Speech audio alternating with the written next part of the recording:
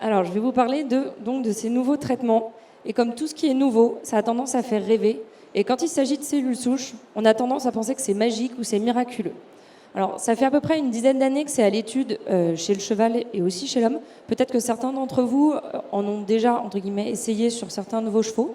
Donc, ça a été essayé dans différents cas, à différents types de cellules souches, différentes pathologies avec des grades différents et avec plus ou moins de réussite. Et aujourd'hui, on a les premiers résultats qui sont publiés. C'est tout récent parce que ça date de cette année et qui permettent d'avoir donc des résultats validés dans un certain cas. Et il y en a probablement d'autres qui vont venir dans les années à venir. Et afin de se détacher de tout cet aspect un petit peu magique, miraculeux, qu'on aime bien en fait dans l'intellect commun, de se dire c'est assez séduisant de se dire que c'est magique, que ça va marcher, que ça va révolutionner le monde. Alors oui, ça va révolutionner, oui, c'est des nouvelles options, mais on va progressivement donc avancer avec la science et savoir ce qui marche et ce qui ne marche pas. Et c'est un peu le but de ma présentation d'aujourd'hui. Alors, je vais d'abord faire un petit topo sur les traitements donc, dits plus classiques, en tout cas jusqu'à aujourd'hui. Et je parlerai principalement des traitements médicamenteux, sachant que ce n'est pas les uniques traitements. Tout ce qui est l'aspect maréchalerie, tout ce qui est le suivi, l'adaptation du travail, des sols, etc., c'est aussi très important dans toutes les affections ostéo-articulaires. Pour ensuite m'intéresser au début de cette nouvelle ère thérapeutique. Alors ça fait très magique et très rêve comme ça, mais c'est vraiment le tout début. C'est la première nouveauté arrive chez le cheval et non chez l'homme. Et il y aura probablement des applications chez l'homme dans quelques années, peut-être dizaines, vingtaines d'années, on ne sait pas, mais c'est à l'étude. Et je vais essayer de démystifier un peu le côté magique et de vous expliquer comment ça fonctionne. Bon, il y a un petit problème technique.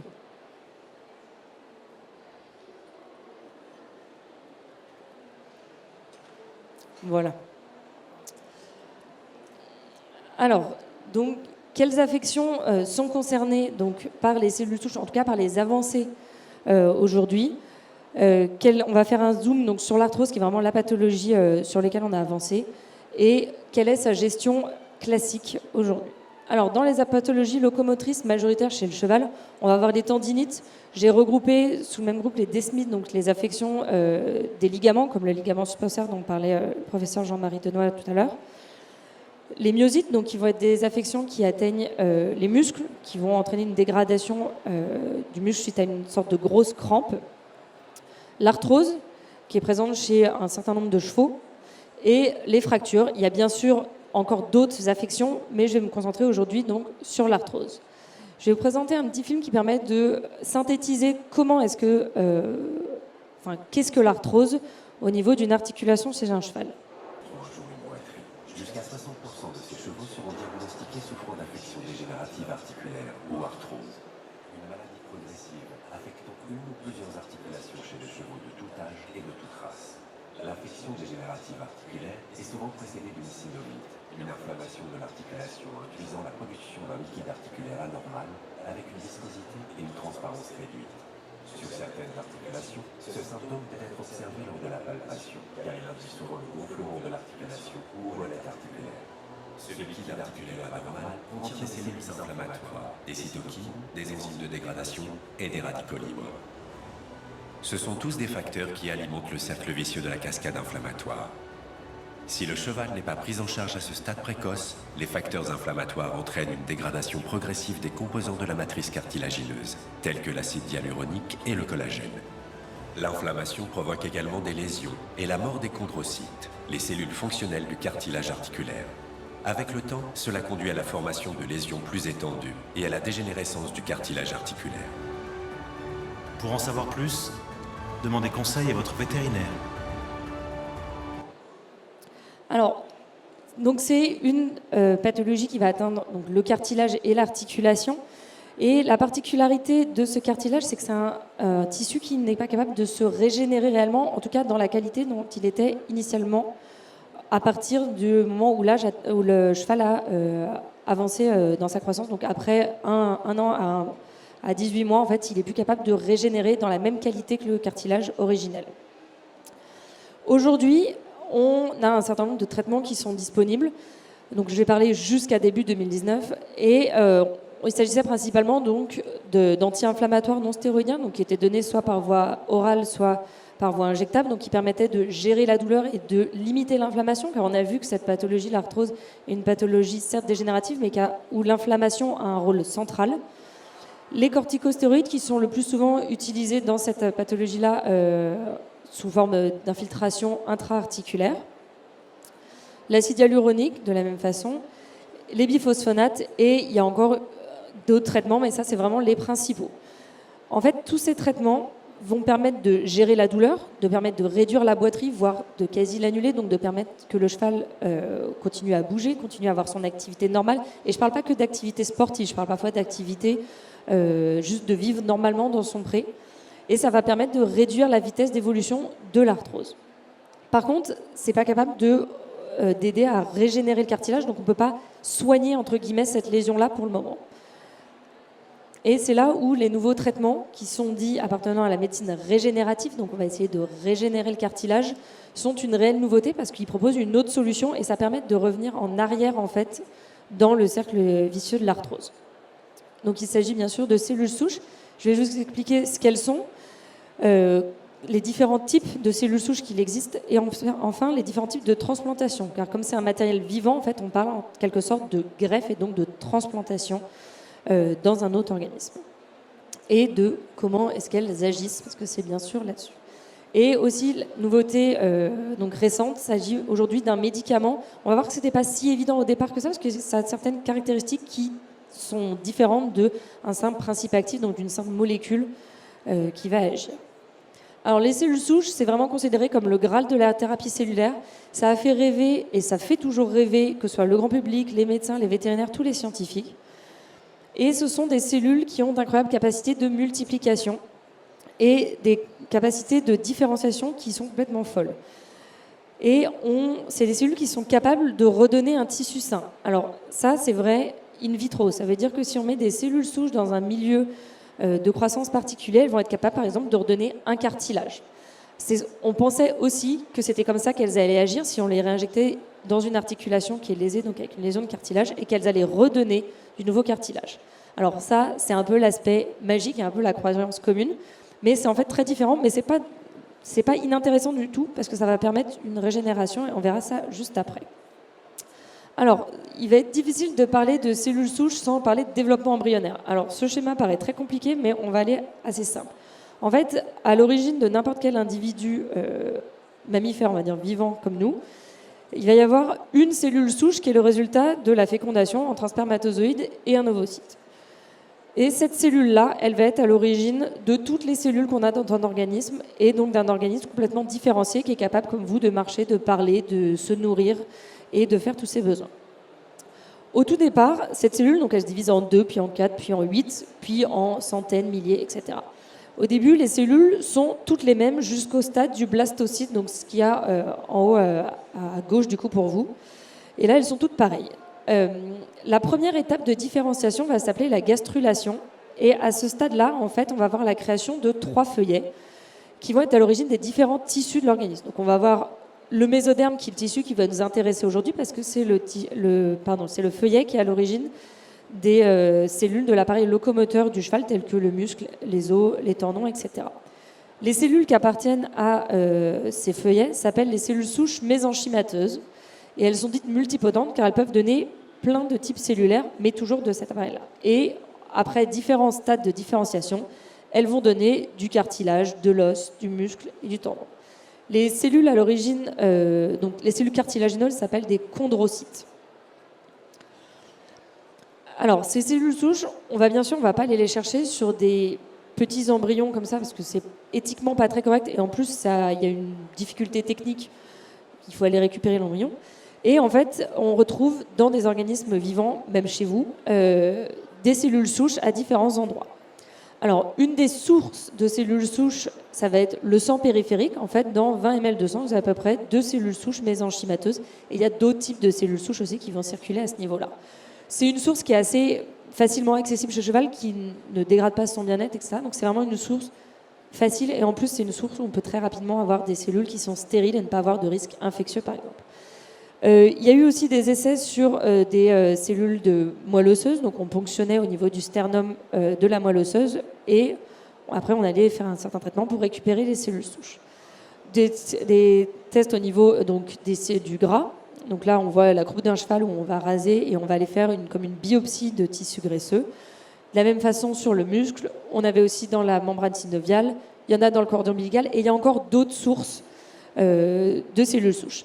Par contre, quel que soit le prélèvement qu'on va faire, ces cellules souches, il faut quand même les isoler parce qu'il va y avoir, dans un prélèvement de sang, par exemple, il va y avoir les globules rouges, différents types de globules blancs, et il va y avoir aussi des cellules souches et plein d'autres choses. Donc en fait, on va isoler la cellule souche et on va la faire se multiplier pour avoir le nombre désiré pour éventuellement un traitement futur. Alors, ces cellules souches, cellules souches, c'est un terme générique. Il y en a un très grand nombre et elles peuvent avoir des caractéristiques très différentes. Ici, je vais par exemple vous comparer 3 sources de cellules souches et on va voir une des différences, par exemple. Ça va être la façon dont elles sont reconnues par le système immunitaire d'un autre individu.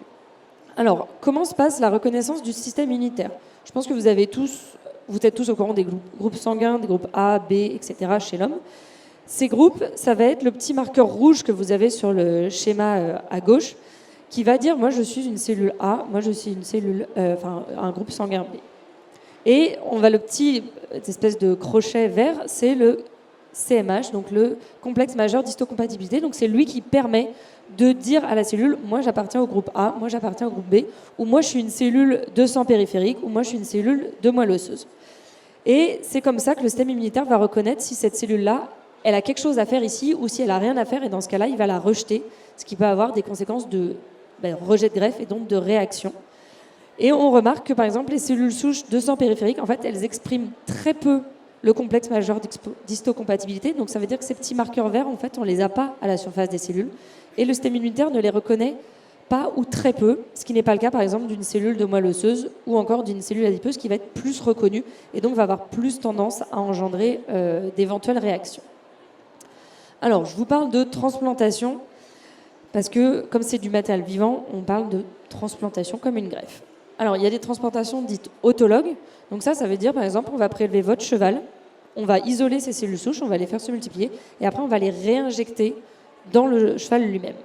Alors, c'est un principe qui est assez séduisant parce qu'on se dit, au moins, ça vient de lui-même, donc on aura peu de réactions.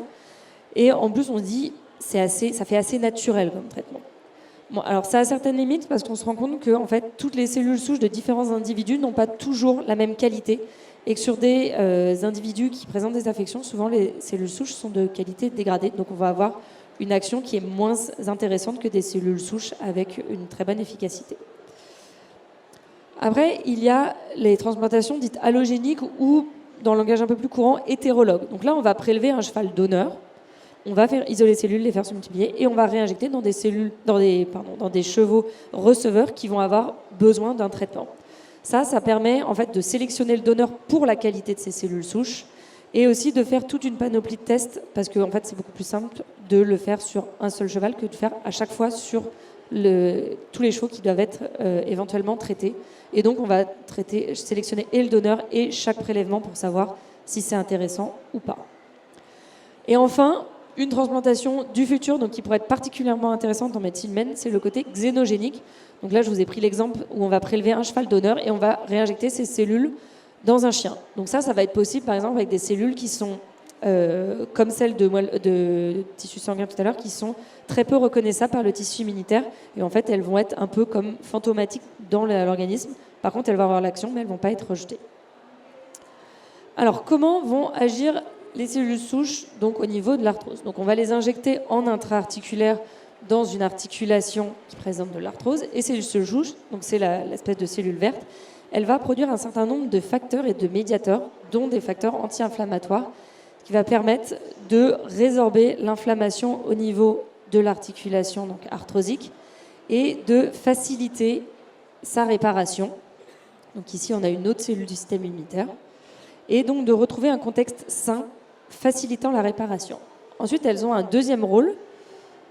Elles vont venir se fixer à la surface du cartilage et dans les lésions également. Et elles vont venir stimuler les cellules, donc les chondrocytes, les cellules du cartilage elles-mêmes, qui sont déjà existantes dans le cartilage. Donc c'est vraiment indispensable qu'il y ait encore du cartilage dans les articulations arthrosiques et que ce ne soit pas un petit peu la dernière chance au moment où on n'a plus de cartilage, parce que les cellules souches ont vraiment besoin de venir communiquer avec ces cellules que vous voyez dans le cartilage juste à gauche. Et elles vont les stimuler et les sortir un peu d'une sorte de dormance pour qu'elles régénèrent le cartilage. Donc c'est ce qu'on voit ici sur cette petite vidéo. Et elles participent également donc, à la production de toute la matrice extracartilagineuse, donc l'acide hyaluronique et toutes les protéines du cartilage en parallèle, ce qui va permettre de régénérer le cartilage et donc de soigner cette lésion. Par contre, vraiment à retenir, il faut qu'il y ait encore du cartilage, donc il ne faut pas attendre d'avoir fait 20 traitements et de se dire c'est vraiment la dernière chance, on tente ça. Alors, je vous ai dit, maintenant, les cellules souches, c'est considéré comme c'est un médicament, même si ça paraît pas complètement intuitif. Alors, c'est pas un appareil médical, parce que vu qu'on fait une transplantation, on pourrait s'attendre à ça. C'est pas non plus un tissu, parce que c'est pas un tissu qui est encore organisé. Et elles sont considérées comme une substance active, parce qu'elles vont avoir une action dedans, et donc comme un produit médical vétérinaire. Je dis bien vétérinaire pour le moment, parce qu'on n'en a pas encore en humaine. Et cela entraîne un certain nombre d'obligations. Donc, on a une nécessité d'autorisation de fabrication. Il faut respecter un guide des bonnes pratiques de fabrication. Et enfin, il faut avoir une autorisation de mise sur le marché qui a un certain nombre de conséquences. Et l'AMM, en fait, ça assure donc une preuve d'efficacité. Donc, on sait dans quel contexte ça marche, on sait dans quel contexte ça ne marche pas forcément. Donc, on sait, en fait, on a vraiment une indication. Ça a aussi une garantie de sécurité. On sait que le produit n'est pas dangereux, ou en tout cas qu'il apporte beaucoup plus d'avantages que d'éventuels risques. Et on rentre dans un cadre qui est légal, avec des assurances, avec tout ce qui va derrière. Ça veut aussi dire de facto que toutes les cellules souches qui sont sans AMM, comme ça a été le cas en fait, pendant une dizaine d'années, pendant que c'était à l'étude, il y avait beaucoup de cellules qui ont été étudiées, sans AMM bien sûr, mais sous couvert d'une étude qui était validée, etc. Toutes les cellules donc, sans AMM ne peuvent pas être commercialisées, même si elles peuvent toujours être utilisées dans des cadres d'essais cliniques sous couvert qui soient validés par l'Agence du médicament.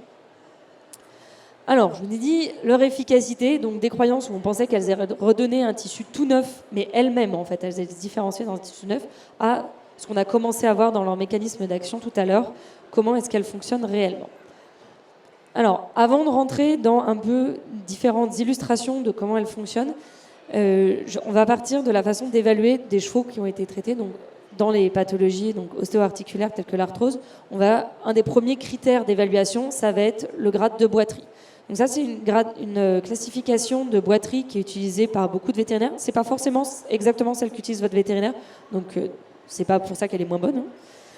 Et les études s'intéressent à des boiteries de grade 2 à 3 sur 5. Ça veut dire que c'est des boiteries donc 2 qui sont difficiles à observer au pas et au trot juste en ligne droite. Par contre, on les observe très bien, toujours dans les mêmes conditions. Exemple, on la voit toujours très bien sur un cercle à main droite, ou toujours très bien sur un cercle à main gauche, ou dans certains exercices, mais toujours de la même façon. Et la boiterie grade 3 sur 5, ça va être une boiterie évidente au trot et dans toutes les conditions. Ça veut dire qu'on va l'avoir sur le cercle, en ligne droite, et quel que soit ce qu'on va lui faire. Les boiteries de grade 0, c'est le cheval ne boite pas. Les boiteries grade 1, c'est souvent des boiteries qui sont difficiles à observer et qui peuvent être intermittentes. Ça veut dire un jour il boite un peu, un jour il boite pas trop. Il boite pas du tout. Et grade donc 4 à 5, c'est souvent sur des arthropathies très sévères. Voire 5, ça peut être des fractures ou ce genre de choses. C'est des boiteries vraiment très très marquées. Alors, je vais vous donner un exemple d'utilisation parce que souvent ça permet un peu de voir quelle peut être l'application. Donc là, on a une jument de sport de 9 ans qui a une activité amateur à niveau 1m20 et qui, en novembre 2015, présente un vésigon. Donc, vous voyez ici, vous avez un gonflement de l'articulation du jarret et du jarret postérieur droit et une boiterie 2 sur 5, donc de ce postérieur-là.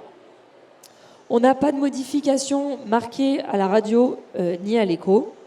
Et on décide d'infiltrer ce cheval-là en accord avec le propriétaire avec des corticos et de l'acide hyaluronique dans le même cas. La jument reprend son activité, sachant qu'elle n'avait pas été réellement arrêtée parce que les propriétaires s'en sont occupés assez rapidement. Et ça tient jusqu'en février 2016, donc ça tient 3-4 mois. Et là, on a la boiterie qui réapparaît à peu près de la même façon. On refait de l'imagerie et il n'y a pas de nouveauté. On vérifie toujours à l'imagerie qu'on n'a pas de fracture ou de lésion autre. Et il est réinfiltré avec donc les mêmes produits. Ça l'améliore encore 3 mois. Et en mai 2016, On revient, là la boiterie réapparaît par contre plus ou moins du jour au lendemain, alors que précédemment ça avait mis quelques jours à se remettre en place. Et on décide de l'infiltrer avec des cellules souches chondrogéniques. Donc des cellules souches chondrogéniques, donc c'est des cellules souches mésenchymateuses comme je disais tout à l'heure, et qui sont déjà orientées, prédifférenciées en cartilage. Donc elles ressemblent déjà un petit peu aux cellules cartilagineuses. Et on décide de remettre cette jument-là en rééducation 3 mois. Donc ça veut dire qu'on va réaugmenter progressivement le travail, un peu en fonction de comment elle évolue. Et depuis le traitement, donc c'est une jument qui a repris le travail, qui est cliniquement saine, qui est retournée à ses performances antérieures, donc elle est toujours sur 1,20 m. Elle n'a reçu aucun autre traitement, en tout cas pendant les 2 ans qui ont suivi cette infiltration. Et elle va bien. Alors ça, c'est un cas isolé, c'est un des cas, par exemple, qui a été fait pendant les 10 dernières années, où on s'est dit, waouh, là-dessus, c'est vraiment intéressant, j'ai pas eu ça du tout comme résultat avec les traitements que j'ai utilisés avant, c'est génial. Alors, c'est très bien, c'est un cas isolé, par contre, après, il y a besoin de preuves scientifiques, et donc de faire ça à plus grande échelle, et de standardiser la façon dont on va faire ça, et donc c'est ce qui se passe lors d'essais cliniques qui sont nécessaires justement pour prouver l'efficacité d'un traitement, parce qu'il ne suffit pas que ça marche sur un cheval pour dire que ça va marcher sur la plupart des chevaux. Alors, cet essai clinique, donc c'est le gold standard de l'essai clinique, c'est-à-dire randomisé, multicentrique, donc il y a plusieurs cliniques qui vont s'en occuper. En double aveugle, ça veut dire que les vétérinaires et les gens qui s'occupent des chevaux ne savent pas ce que le cheval va recevoir. Et donc on va faire donc, le produit contre un placebo. Le placebo sera du sérum physiologique standard pour mimer quand même l'acte de l'infiltration, parce qu'une infiltration, c'est pas neutre, quel que soit ce qu'on met dedans, de toute façon. Donc ça a été fait sur 75 chevaux qui présentaient une arthrose d'un boulet antérieur avec un score de boiterie, donc 2 à 3 sur 5, donc des boiteries légères à modérées. Boiterie 2 sur 5, les chevaux peuvent encore travailler. 3 sur 5, ça devient un petit peu plus compliqué quand même, parce qu'on sent, en tant que propriétaire, on sent vraiment son cheval qui n'est pas confortable, donc c'est souvent assez moyen. Pour être sûr que ce soit bien une arthropathie du boulet, on va faire un test de flexion. Je ne sais pas si vous avez déjà vu vos vétérinaires faire ça. Ils mettent l'articulation en flexion un petit peu sous compression.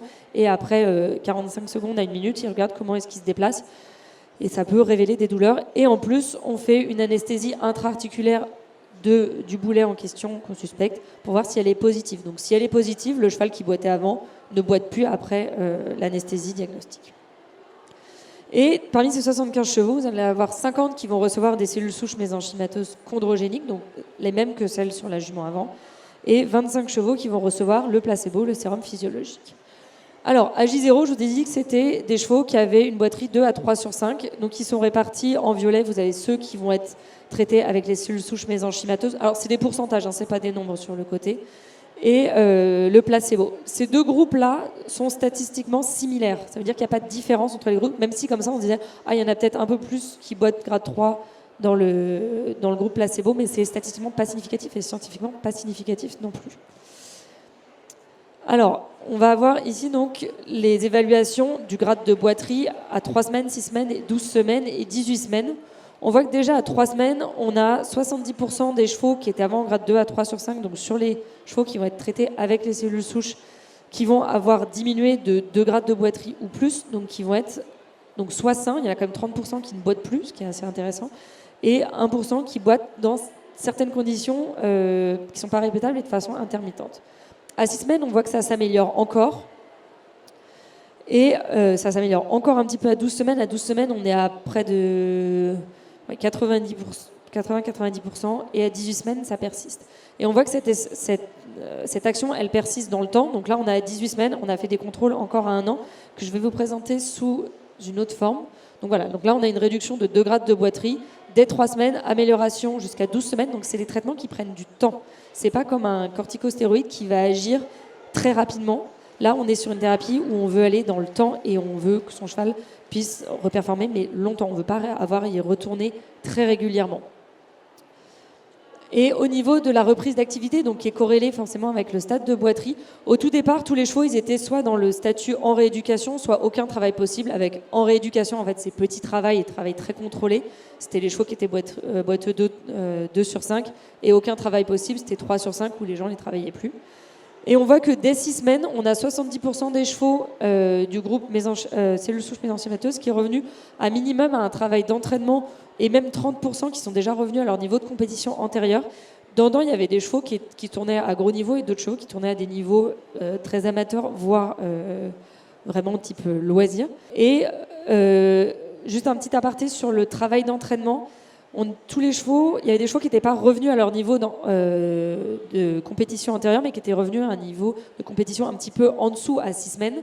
Donc, par exemple, un cheval qui tournait en 130 avant, qui a recommencé, qui a juste fait une 120, il était encore classifié dans ce retour au travail d'entraînement, alors en soi, il était performant.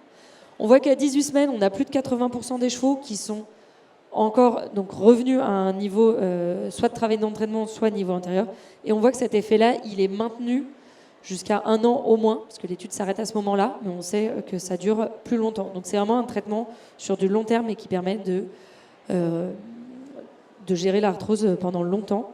Et ça, c'est lié au caractère régénératif de ce traitement-là. Donc une reprise du travail nettement améliorée face à un placebo. Alors, en conclusion, c'est une médecine qui est intéressante pour des tissus qui se régénèrent peu, donc comme on l'a vu dans le cartilage chez le cheval, et surtout dans des domaines où en fait tout ce qui est régénération à l'heure actuelle, on n'a pas forcément de traitement qui apporte une satisfaction. Ça veut dire jusqu'à présent, en tout cas en tant que vétérinaire, on était obligé de gérer. Alors ça dépendait, il y avait des chevaux qui répondaient plus ou moins longtemps, mais souvent on était obligé d'y revenir et de gérer ces chevaux-là jusqu'à un certain stade où soit ils étaient trop vieux et du coup ça devenait, ils partaient à la retraite, soit on était un peu limité parce qu'on n'avait plus de solution et donc certains chevaux étaient réformés liés à leur arthrose. Donc, chez le cheval, on a le cartilage là où on a les premières données. Le tendon, ça va être intéressant aussi parce que c'est un tissu qui se régénère peu. Et à l'heure actuelle, face à une tendinite, on a un certain nombre de traitements, mais quoi qu'il en soit, on a souvent des arrêts qui sont très longs, avec des risques de récidive qui sont non négligeables. Et les cellules souches pourraient apporter donc, des solutions là-dedans. Par contre, pour le moment, on n'a pas de preuves scientifiques comme quoi ça marche dans certains cas et pourquoi est-ce que ça marche. Mais est-ce que ça va venir dans les années à venir? C'est possible à voir. Tout ce qui est ligament, la cornée au niveau oculaire aussi, c'est intéressant. Donc, comme je vous disais, il y a eu de nombreux essais jusqu'à présent, plus ou moins de réussite selon les cas, mais c'est ce qu'on appelle la recherche. Et il y a beaucoup de vétérinaires qui ont participé à ça et qui ont essayé. Et là, on a enfin des premiers résultats validés et donc qui sont sur cette arthrose-là. Et donc, on est sur des boiteries qui sont légères à modérées. Ça n'a rien d'attendre le dernier coup. Par contre, c'est un vrai intérêt et donc c'est un intérêt long terme. Et pourquoi pas, est-ce que ça aurait des indications chez l'homme? On sait que chez l'homme, il y a un certain nombre de maladies dégénératives, si on parle de Alzheimer, de la sclérose en plaques, de tout ce genre de choses, où à l'heure actuelle, les traitements, ça aide, mais par contre, on n'arrive pas à revenir en arrière et à vraiment soigner. Les cellules souches, c'est vraiment, comme je disais, c'est le début d'une nouvelle ère. Et peut-être que dans 10, 20, 30, 100 ans, on aura des indications et donc des nouvelles solutions, enfin des réelles solutions à apporter donc aux personnes atteintes de ces maladies et donc aux chevaux aussi atteints de tendinite, etc. Je vous remercie beaucoup de votre attention. Merci, docteur de Murat.